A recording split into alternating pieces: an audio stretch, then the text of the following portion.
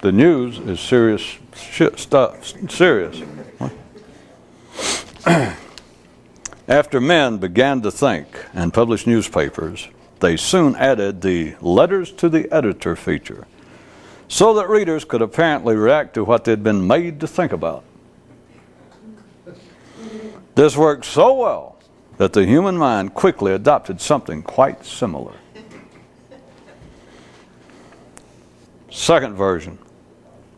After men began to think and publish newspapers, they soon added the letters to the editor feature so that readers could apparently react to what they'd been made to think about, and a viewer writes, I would find this story much more appealing if you had said, so that readers could apparently react to what they'd been led to think about rather than what they'd been made to think about.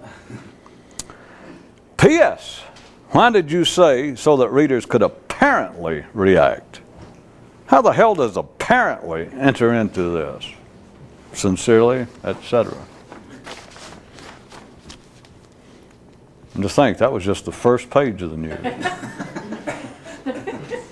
Huh? There was once an apartment building in which those upstairs would get a chill when those on lower floors were cold. But what really seemed strange was that this occurred without those upstairs having any knowledge of downstairs conditions. There is a legend of a man who once undertook to trace the connections that tied his multi-level dwelling together. And you might note the lack of popularity this tale has experienced. One man's motto was, "Who the hell wants to know anyway?" I'm sorry, that was actually said by a particular set of local conditions, acting as always through man on behalf of life. Corrected adage for the alert. What I don't know won't hurt me as long as I don't know anything. There was once a pigeon with a curious glow in its eye who decided to leap from the top of a tall building and soar into its deep, dark bowels. The flashes of light seen at the foundations. One man awoke to find himself in the middle of a parade, and wherever the parade went, so went he.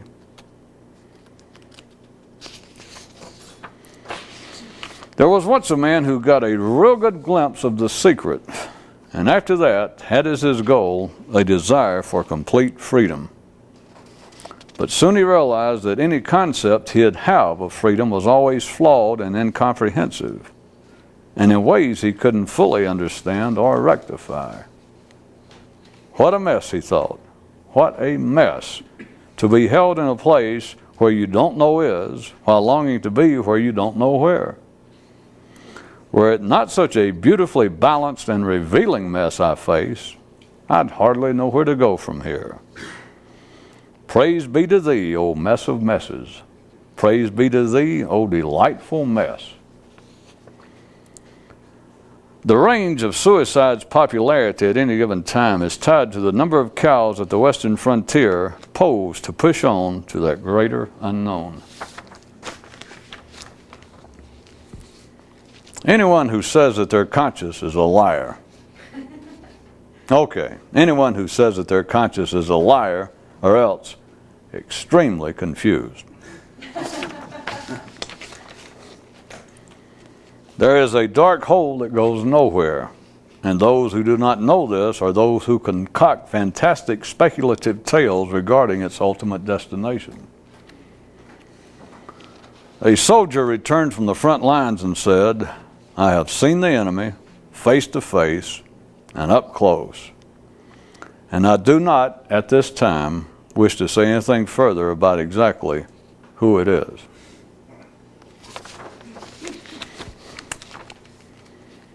During the celebration of one of his middle years' birthdays, the king asked his personal advisor, has the time come that I should increase my reading in pursuit of knowledge? And the counselor replied, better, my lord, would be a transfusion. Royal moral. you can only go so far. Which, on top of that, is never as far as people believe.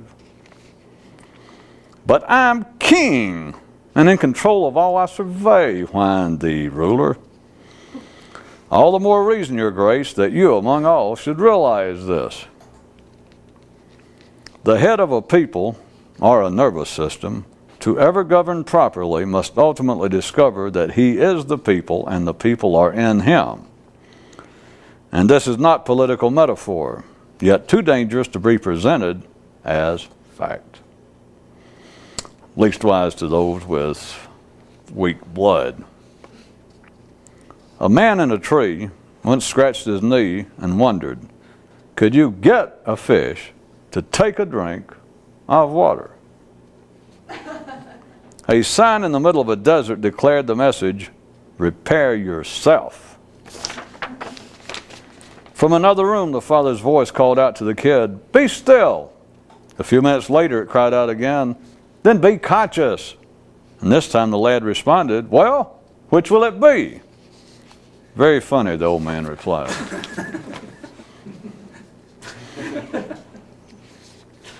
As some feared that they were being led away to the intellectual pepper mines, a voice was heard to comment, the nice thing about being ordinary and stupid is that you have no resources to call upon.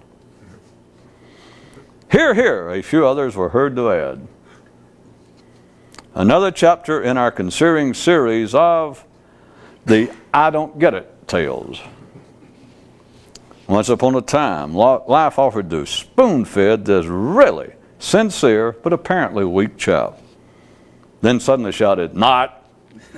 It was just a joke. Is life a real little kidder or what? One man said, it's a bad thing to talk about someone when they're not present. And his companion thought, well, I guess that leaves consciousness out of the conversation. A king held a costume ball, then became upset when he couldn't recognize some of the guests in their disguises. Sheep want to be part of a flock, and cows have no interest in things non-bovid. And a more alert man comes to realize the same situation dominating his thinking. A robin once lamented, it's hard to learn the accordion when there is no encouragement from other birds. And the wind gently whispered, "Aw, tough shit." When one man saw the saw that says, if you can't stand the heat, get out of the kitchen, he forthwith slapped himself smartly on the forehead and cried out, "That's it! Listen to me in there, all you flabby, disheveled thoughts. Do you see the point? Are we finally going to get it?" Life will allow men to wander a ways from the collective, but not too far. And to keep them in check relies on their indigenous desire for the familiar and their inherent uneasiness with solo activity. A sign stuck on the mountaintop inquired, is not the fact that men can think of themselves as improved strong indication that they could be? In another galaxy was once a planet on which there were some unusual creatures. They were normally one height, but could make themselves taller just by holding an awareness of the possibility. And you think life on Earth is weird. And now tonight, stop at our inspirational corner. 'Tis rumored that a passenger was once heard to comment under his breath, if this thing's really going to Istanbul, I wish the hell it'd finally get there. And if it's not, I wish the hell that someone would finally tell me. But in either case, God, but I'm sick of riding this son of a bitch. By the by, it has been noted that some people are more easily inspired than others. I don't know, I just thought you might find that of interest. Duh. And now yet another important test that you can self-administer. How to tell that you're dead. You're complaining. As they strolled along a city street one day, a boy once inquired of his pater companion, "Why do so many of those whose primary residence is in the higher stories of our local structures find certain activities of those on the lower floors so fascinating?" And his father tapped his forehead and yelled out, "Jump ball!" And once again, the lad's awareness drew delightfully close to understanding what the old man meant. How things go, part, etc., etc. If someone could be born already more conscious than the first time they heard of such a thing, they'd find it funny. Say, not so fast there, me laddie. Isn't that exactly how the ordinary do react to such notions? The man does raise an interesting point. And that concludes tonight's episode of How Things Go. A fable for our, say, what time is it? Two fleas were talking and the first one said, "Take my word for it. Don't ever take up weight training, because once you start to get stronger, there's no going back." And the second one said, "You mean to being stupid." "Exactola, old chum, you hit it right between the eyebrows." A man standing nearby and overhearing all this said to himself, "What in the world do they think strength has to do with weakness?" Duh. A little more math, maestro, if you please. The ordinarily see mankind divided up into numerous divisions of two, which is an inchoate view. Those who learn the secret also see man divided up into two groups, but in their case it is a correct and complete view. They merely recognize the simple fact that a man either knows the secret about life or else he doesn't, and that constitutes the only proper division of man. Herds are held together by more than hormones. Human herds, that is. A publisher asked a mystic to write his life story and said he had already had a title for it, "The Loneliness of the Long-Distance Mystic." And the focused one said to himself, "What other kind is there? Thank God." One man was so concerned about what he said that he didn't say anything. A certain king, upon hearing this, announced, "Bring that man to me." But he was not to be found, at least not by the minions of rulers verbose. One day a guy discovered that he could darn near think without using words, and was really excited over his discovery, until he realized it was just consciousness. "Shh," said one man, "don't pass it along." "Good," said life. One day a passenger, spelled with 3 S's, said, "This whole trip's beginning to confuse me something awful." And the conductor said, "Then why don't you get off?" And the passenger replied,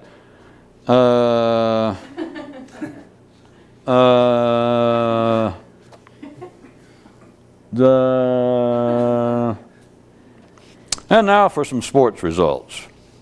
Invariably, whenever the weak visit a new place, they expect a moral to go along with it.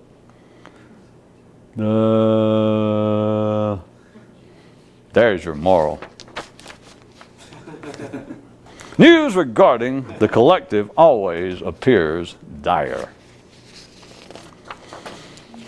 Transport tip from our viewer's guide. As you heard noted earlier in tonight's show, if you can't be still, you can't be conscious.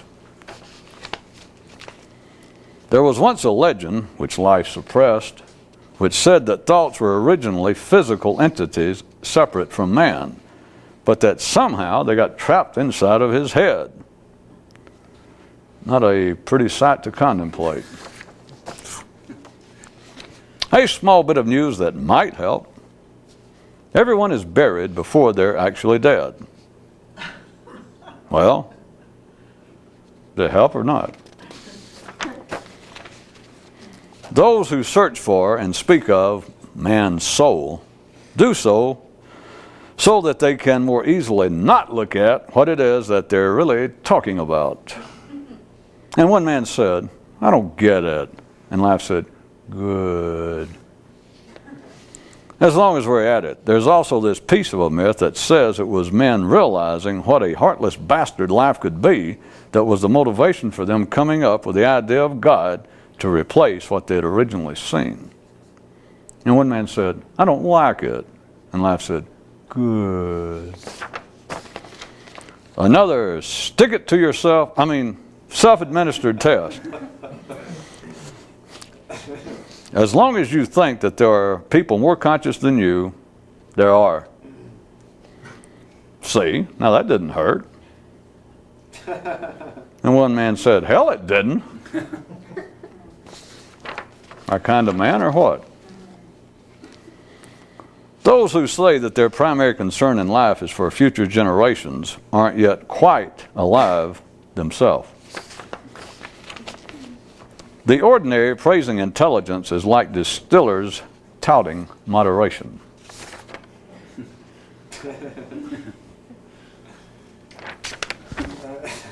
I think we should all. Okay, here's the good news. The good news is that all the bad news predicted won't happen. Oh, and here's an interesting little story. One man put a stack of paper next to his typewriter, sat down before it and said, "I will not be satisfied until I have filled all of these pages with my thoughts."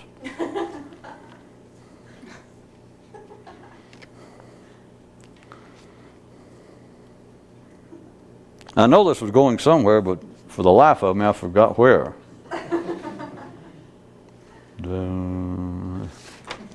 A man went into a shoe repairer's shop and asked the chap behind the counter, "Do you have leather?" And the cobbler replied, "Yes." And the man asked, "Do you have nails?" And the cobbler replied, "Yes."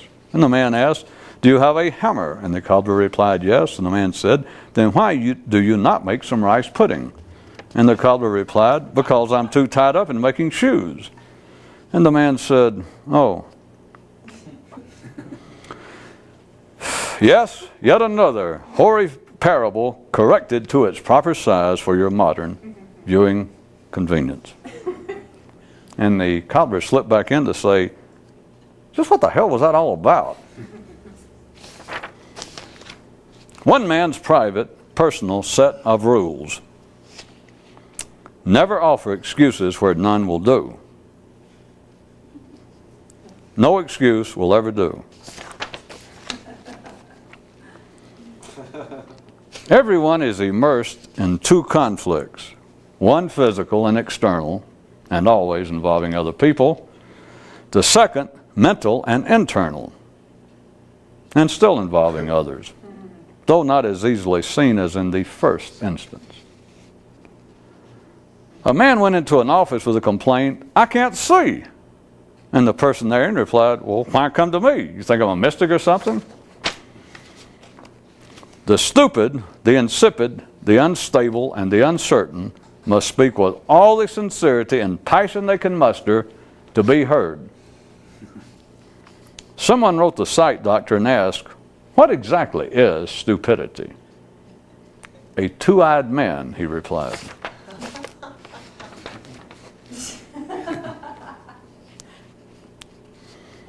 Only fish who discover they're in an ocean can take up with profit the study of water. Life one day noted to local conditions, "If metaphors were bullets, I'd be a dead man." And conditions replied, "But isn't the same true for words in general?" And life said, "Boy, have you been around men long enough or what?" There was once an imaginary city up in the hills until some men went up there and made it become real. "Boy," said life, "who can I brag on more than men?" The secret is not so much something that you know as it is something that you become aware that you are a part of.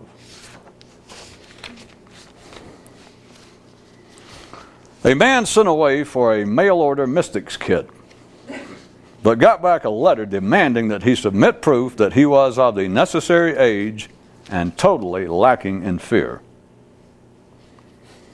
One man sent her away for information about his mind, but erred in directing it to his mind.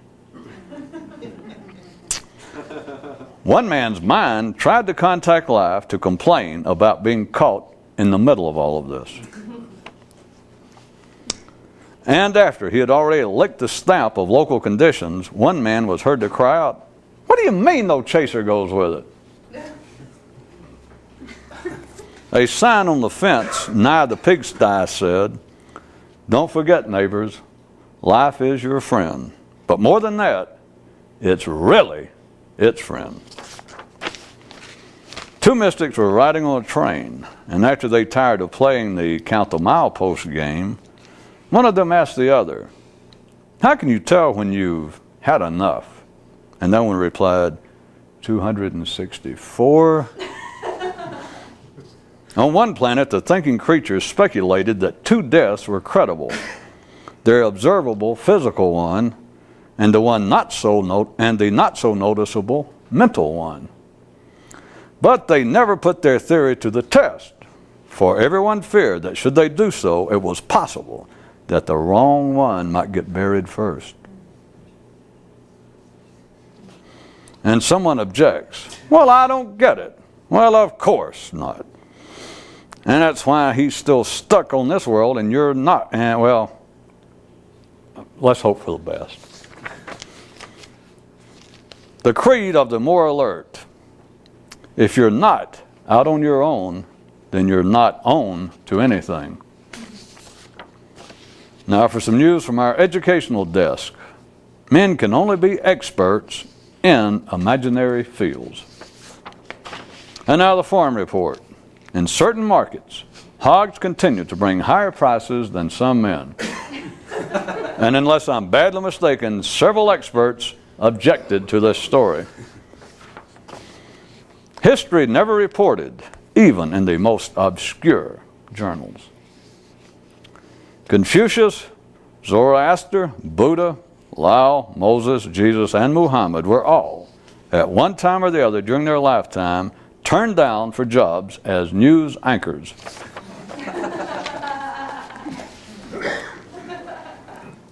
The ultimate, the supreme, all-knowing, all-telling, final determination. If you don't know that you're conscious, you're not. One man thought, if it weren't for me, I might be able to get somewhere, which can be a useful sentiment if you do not take it personally. And someone says, "But my God, how could you not?" Which is why they are still just someone and you're, well, let's still hope for the best. People do experience in their nervous systems ephemeral anomalies which can be made advantageous. But to achieve anything permanent requires a lifetime of constantly mucking about therein. A man asked a mystic, "How long does it take to awaken?" "How long you got?" And peering under his bed one morning, a man was heard to declare, "Well, what a delight in finding you here."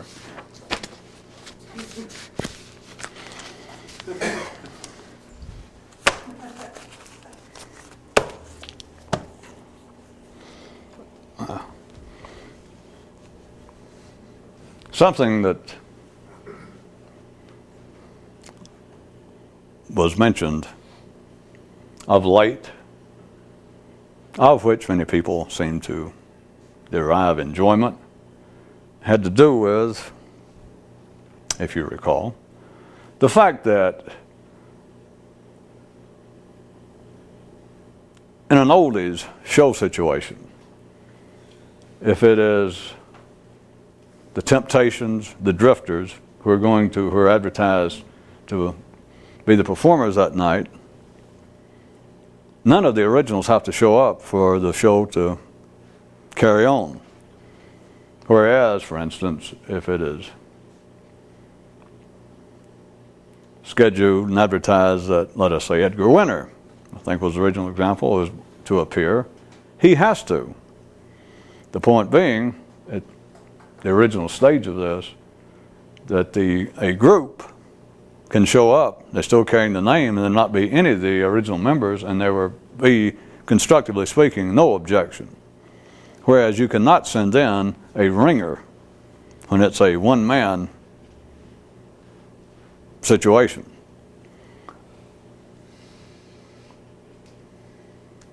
Let me shift the context of that based upon something we have been talking about for the last few times, to shift the context and the focus of it. And put it this way, that you can be a member of a choir and miss shows and concerts and not be thrown out of the choir.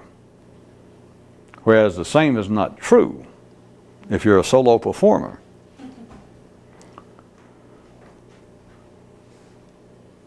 That alone, I can start off with it metaphorical, but we're going to get into the human mind, an individual's mind. But you can see the situation, that you can be a member of a choir, performing choir, and you can miss planned concerts. I'm speaking of a choir under most classical conditions. I would assume at least we're speaking about 50 members, give or take. And so you not being there is tolerable. You can retain your membership in the choir. Retain your good standing, because in a 50-member choir, we all know how life works, that they're all dedicated, that is their primary pastime and interest in life. But knowing how things are in life, out of 50 people, every show, there will probably be at least one person not there, with a good excuse, as they call it. And the show will go on.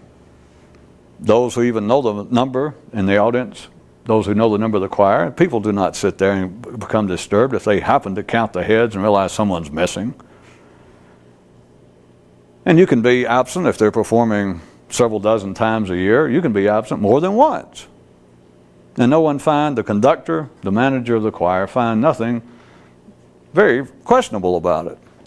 You can retain in good standing your membership in that choir throughout a lifetime, while consistently missing periodic appearances in the choir at shows.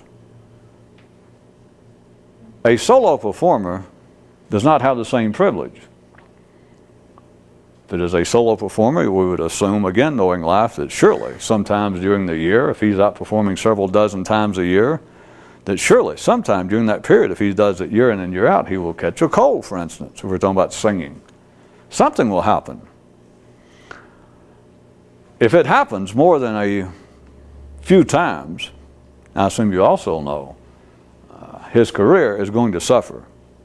If he continues, if it becomes fairly habitual, even a good excuse that they announce, well, he's down with the flu again or strep throat, he just simply cannot sing, it's physically impossible, and he sends his deepest regrets. If that happens on anything resembling a consistent basis, his career is in dire straits and could be down the old vocal tubes. So, even though I wasn't going to stay at that point, but there is a certain kind of unrecognized justice afoot in life, and people never notice, that solo performers, for some reason, seem to have better health, can manage their flight schedules better. Because somebody in the choir, I was saying health reasons, it wouldn't have to necessarily be that. The choir performs one night in Detroit and the next night in Los Angeles, and you do not appear. One member can not appear and simply show up the next time or send in word, hey, I missed my flight in Detroit, that they weren't on the same plane. And that's taken as a reasonable excuse. Hey, that happens. This is all parenthetical to the heart of it. But no one seems to pay in particular attention to that in life, which simply represents something else that men cannot face up to, that the ordinary mind is not equipped to face up to, which is tied to the idea of where do we come from and what exercises the most influence on man, his genetic background or his environment. Solo performers, for some reason, seem to be able to get to the airport more often on time. Their planes even, things that seem to be on their control, their planes seem to experience less flight delays. Their health seems better. And no one seems to find anything unusual. We have a group over here of 50 people. In one sense, you would think 50 people represent a larger organism than this solo performer. If he's a singer, although he may weigh 300 pounds. You think, well, hey, that's a hefty guy. But over here, we're talking about 50 people times 150 pounds. And you think, well, just organically speaking, the 50 people. What is it about the 50 people that makes it so hard that all of them can show up at one time? That it almost never happens. And whereas this one guy, year in, year out, week in, week out, several times a week, constantly, some way, he shows up and puts on a show. Into parentheses. If you were a member, you can retain your membership with no problem. It doesn't even become any sort of internal problem for you to consistently miss performances. Does anybody see any connection already or where I was going to go? Of how people think, how the human mind operates, how what is normally referred to as human intelligence is the dynamics of it in the context of humanity as a whole. There were several news items tonight. One of them pointed out that herds are not held together just by hormones. And for months and months, you've heard news stories and me putting words in people's mouths that apparently, well, not apparently, seem to be a direct slap and a joshing at people speaking in cliches, and that the simple must always stay in fashion to be fashionable. I'm not sure anybody ever got that. If you look around at the simple in life, and that includes the ordinary, but it's a little more visibly striking if you get just a little below what those of using the socio-economic kinds of markings, if you look a little below the middle class. The more simple people are, the more fashion seems to reign. The more that you will notice they will dance alike. If there becomes a kind of a fashion of standing and slouching or however it is, suddenly they're all doing that. And if there becomes kind of a way of walking, kind of soul walk or hip walk or a slouch walk or whatever kind of walk it is, they will all be doing it. And if everybody starts wearing green rings on their first finger, then everybody suddenly is wearing green rings. Just have a clear blue sky. It's just like almost everybody. I never realized what an important fashion statement having a green ring on your first finger. It's all at one time. This is neither here nor there. And any ordinary person could respond to it with a similar sentiment and say, well, so what? The only thing of so what interest to those attempting to do something with their own awareness is that is simply an in-your-face reflection of the non-visible world, and the fashion world, I might add, of the collective intellect of humanity. That is why people now we're speaking of collective humanity out there. There they are. You knew that. Either that or I'm measuring for a door to a howitzer. There could be a watermelon. And inside of all humanity, there is, as we've been through in many, many picturizations, God, many, that it is a closed system, it is a closed structure, it is its own little condo, it is its own fairgrounds, it's its own ride within the fairgrounds that takes off and speeds up and down and goes here and there and whizzes you about and then stops and you get off and it's right where you started from. Well, hey, they only charge you $8 though. What a bargain. You mean it don't cost $8 to be alive? It was a parable, sir. A parable. The man said he spent more than $8 thus far to be alive. Sorry, sir, this is not the refund counter. that this, inside of life, those, we're not commenting, those that inside the structure of life, inside of civilized, ordinary, everyday life, those therein who are considered to be intellectual, do not hesitate, nay, they do not even notice that they speak continually in cliches. And some of you, I would think by now, should have in some way done your own pondering as to what's going on here. You don't just put it off as stupidity. How is it that people in the public eye, people considered to be world leaders, world thinkers, world-class thinkers, can hardly go a paragraph without speaking, without throwing in some contemporary cliche? Now, it would be easy just to dismiss it as, well, they're stupid, or I don't know, they're not literate enough. There is something more afoot. Did I not stay long enough and really try to get you to, at least theoretically if you don't see it, but to go along with the premise that, boy, this is no sign of intelligence. Nay, to the contrary. How can someone with that kind of credentials, how can someone that the world considers to be one of the leading thinkers stand there and start talking, and just constantly he's using cliches rather than going to what he was saying? He'll start saying, well, and it would sound as though, and I'm not speaking outside the context of the ordinary civilized watermelon thing. In that area, he may be speaking on matters considered amongst the collective man of the time to be of extreme importance, having to do with the economic situation of some area, having to do with the political changes going on. Something that the collective of humanity at that time in that place all seem to be agreed. The ordinary, sophisticated, educated, knowledgeable, insightful, alive, concerned people. The man will say, set up what appears to be a potentially interesting, promising premise. He'll say, well, they've asked me to address this matter. They've asked me to consider it, to study it, and to make some proposals. The president has, the Pope has, the leading economist, whatever it is. And he says,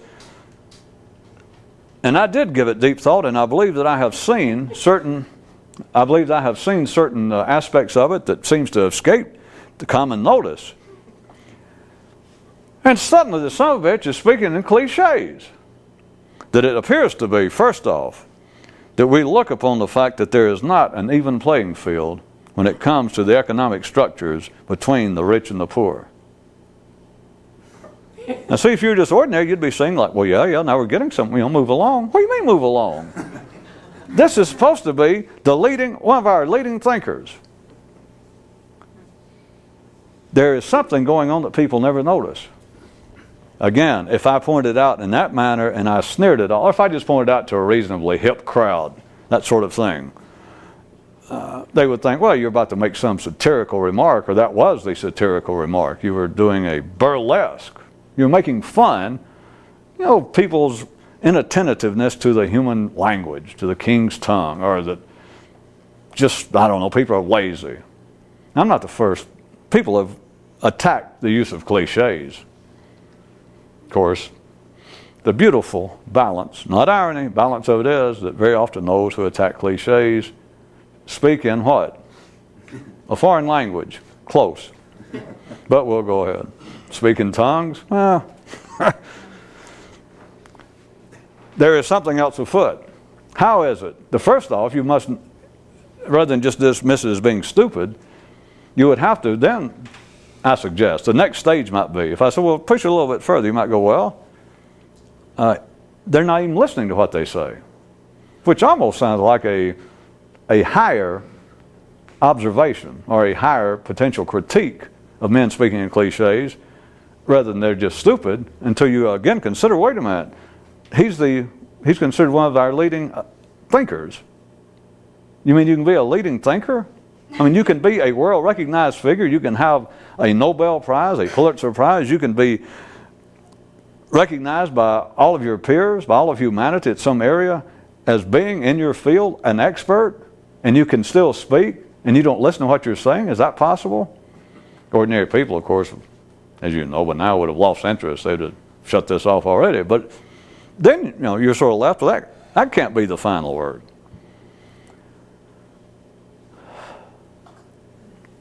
Sheep want to be a member of a flock, and cows have no interest in things non-bovid. And it's not hormones that hold sheep and cow herds together, if of course we're speaking about human herds. And if of course we're speaking about not only human herds, but the cohesiveness of each human's brain, or if you prefer, their thoughts. Cliches, as easy as they are to attack, as easy, as handily as you can get ordinary people to join in. If anytime you apparently mount any slight assault on cliches, you can get people to go, yeah, you're right. Jesus, that's not a sign of intelligence, that's a sign of stupidity. You're right, you're right, you're right, you're right, you're right. People's thoughts want the familiar. And to say they want the familiar is a charitable understatement. Well, it's an understatement. It may not be charitable, but it is a severe understatement. Cliches represent much more. The reason that they continue to survive, the reason they can survive in the face of what I just described that people do not even normally consider. They would just usually take a random shot, or somebody will, some comment will be made, well, it's a shame we speak in cliches. People go, yes, it is. But no one directly notices, which should be of a little interest to start with, that no one notices that world thinkers, world leaders continually use cliches as much as anyone else. And as soon as they use a cliche, if you don't watch other people respond to it, you should be watching your own mind. Your own mind. As soon as the president or some leader will start saying something, and in fact, let us say that it reaches an intellectual at the ordinary level, the ordinary definition of that term, that it starts off and it begins to take on such an intellectual velocity that it's almost beginning to lose, you're almost beginning to lose it. That, well, you know, he is, you know, I'm gonna have to pull myself together here and set your beard down if you're watching TV and think, wait a minute, you know, I wanted to hear this, but this is, you know, this is challenging. And he's really taking off like a plane about to go, and he begins to speak, and it's interesting. And he has a way with words even. It almost sounds like a modern Shakespeare, that he just seems to be speaking extemporaneously, and the words begin to flow, and you can feel that there is some kind of intellectual pattern that he has in mind. He's about going faster, and you're thinking, oh, and suddenly he will throw in something about uneven playing field. And it goes so fast no one notices. Forget now of laughing at it. If you could see it, people responding to it, ordinary minds, including your own, it feels very good. And the man does not plan it. No one plans any of this, as you know. Life is writing it all, and don't let that get around. But he will start something that is potentially too complex for the ordinary mind to hear. Not that he plans it. You can look at that he's doing it to himself also. But here he goes, and the plane's about to take off, and it looks like he's going to go into either a flight pattern, or the plane's going to turn into a very obscure flying fortress. And it's like it's beginning to take off, and people's trying to listen, and suddenly it's uneven playing field, and and it comes back, and it's suddenly a Piper Cub, and you go, and then you go back again, but, and then you kind of bank over when it's getting a little, too much like that, and you go, of course, we may have to just bite the bullet. And none of it means anything, in a sense, or it's all, as far as having any intellectual content, it's vacuous. And yet it serves a very important purpose. And cliches, those little terms, are just the obvious signpost I can point out. Because once you begin to see it, you don't have to look for cliches. They're not worthy of anybody, an alert person's condemnation or even their notice. Let's do everything that everybody says, and it's a friggin' cliche. It can be the most complex sentence, but if it came from the collective of man, you begin to hear it quite clearly for what it is. It is moo. That's all it ever is. But that's all that people want. And I say all that they want, it's all that they can hear. We sort of left last time when I was talking about good news and bad news. Let me refresh you. Which is tied to the same thing now. Is that the human mind, as it is naturally constructed, consider the possibility that it is not constructed to see or to hear reports of good news. Now, as strange as that may sound at first, I'll put it to you another way.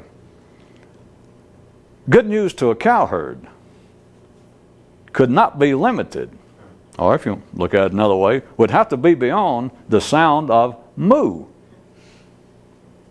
It would not only have to not be cliche ridden or even contain cliches, it has got to be skirting at the very edge of a foreign language. It has got to be, it may seem to have a moo subtone to it or overtone to it, but it has got to be, if it was actually good news, it has got to be almost something beyond the moo vocabulary. And I assume everyone understands it's one of the real purpose that fables serve, that you know how I say cows, I'm talking about the human mind, the collective consciousness of man, the collective intelligence of man. But the fables make it easier because everyone knows.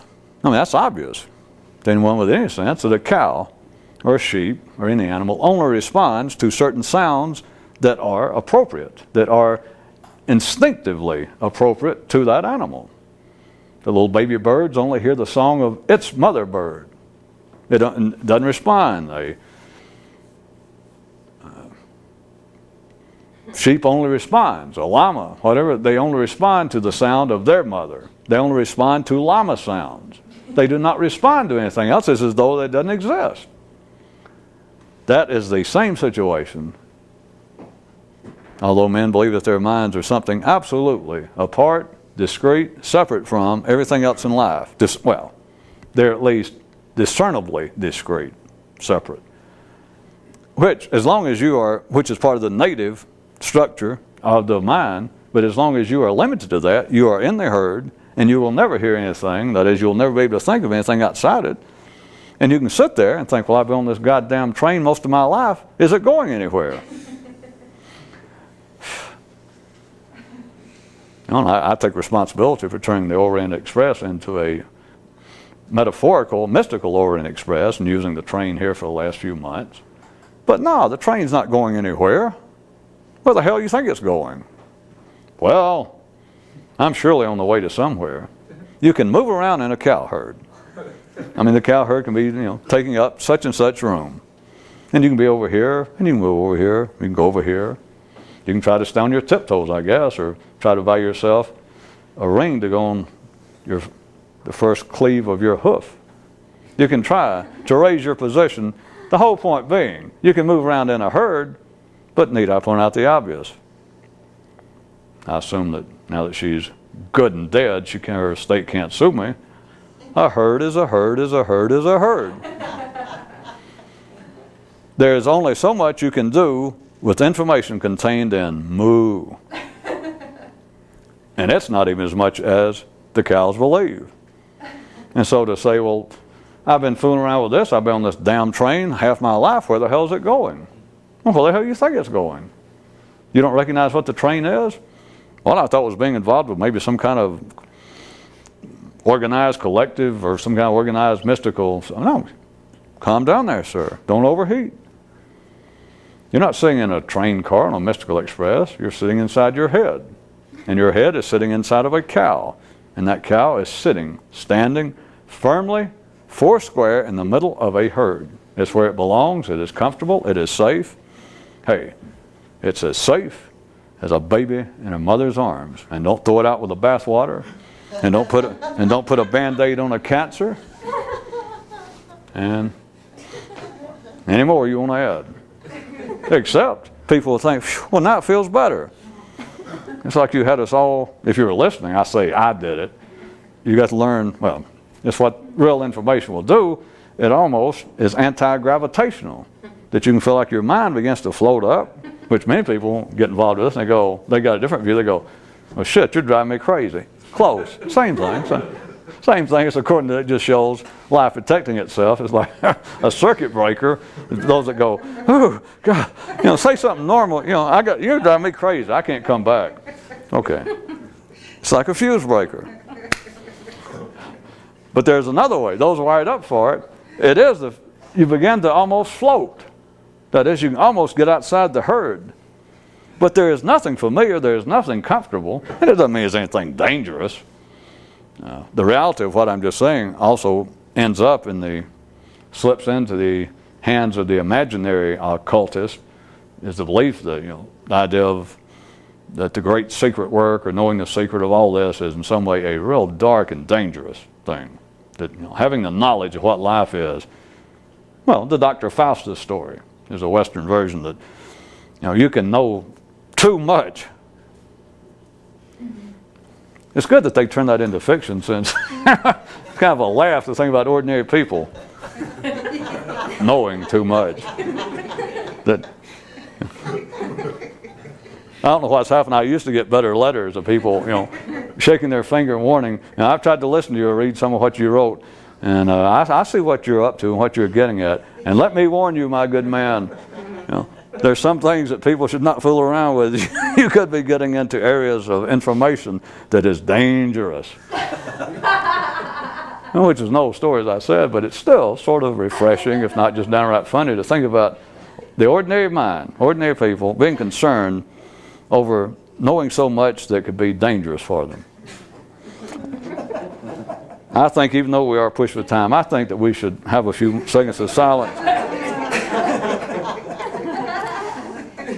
Okay.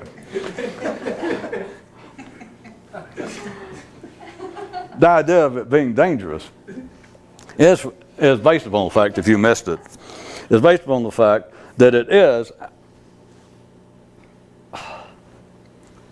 almost otherworldly in the sense, but just in this sense. It's not otherworldly out there, it's otherworldly in here, that it almost has to pull you, it almost has to make you float mentally above the mass, the collective thinking of humanity at the time. And it's not that thinking is wrong. You were born into it. It is as right as rain.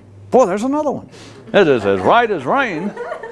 That's the way, if you're sane, if you're wired up more or less like a standard cow or sheep, human, then whatever is the common thinking, whatever is the general consciousness and mental attitude of people in your time and place, that was correct.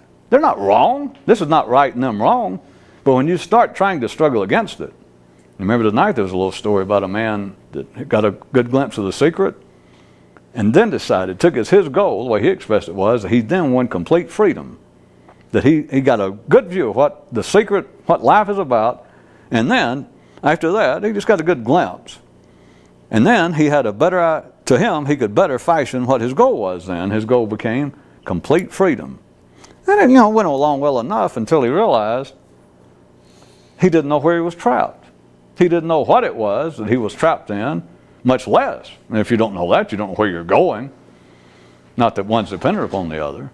But he realized, yeah, I'm trapped, and he was satisfied in the beginning that his description, now I understand what this is about. It is a struggle for freedom. That's it. Now I got it. Went a long while until it began to strike him in a certain new way, at a new level, that yeah, it's freedom, but I don't know what the hell's holding me anyway. All I know is I am trapped. That as soon as, let's say, he came up with it himself, that he read it or something tripped him off, but let's say that it struck him, I know what it is I'm struggling against. It is a form of absolute captivity. I can feel it now. I see it. Maybe not in its entirety, but I see damn well, I now, to myself, can at least formulate in words what I'm about, what this is about. It is a struggle for freedom. I am trying to free myself from this kind of, where I am, this hold.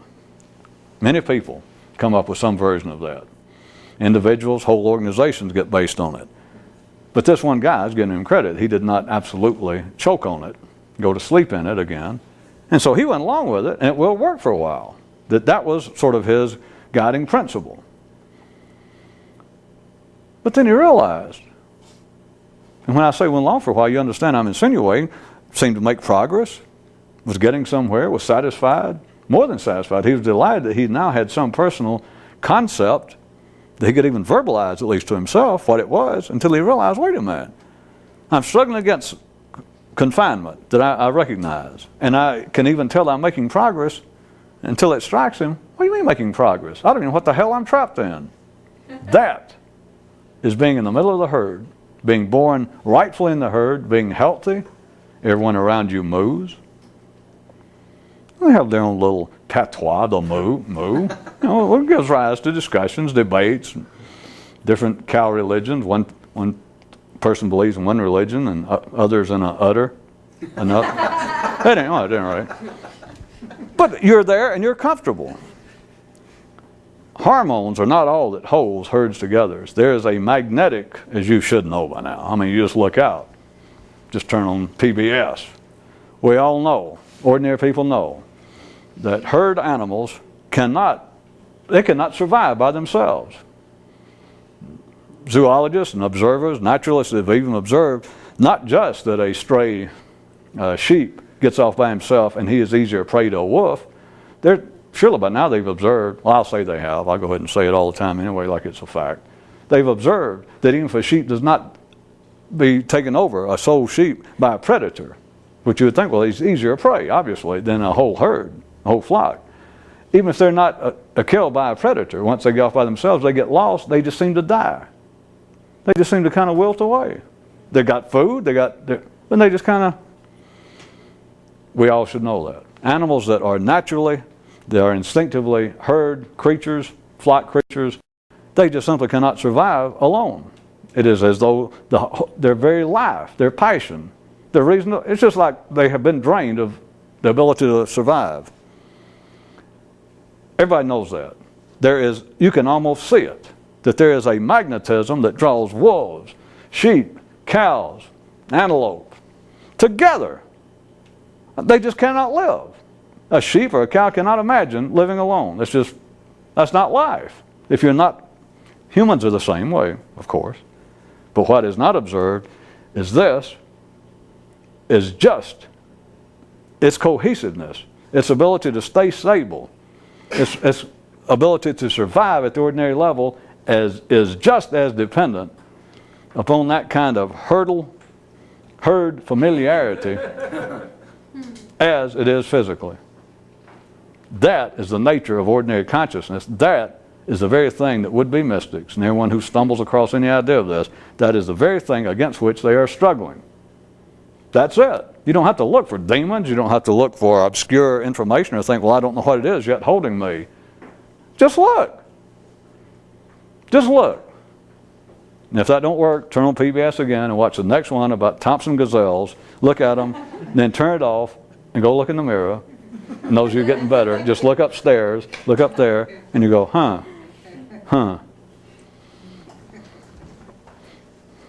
That's the story of Wishbone. Oh. Got carried away thinking about PBS.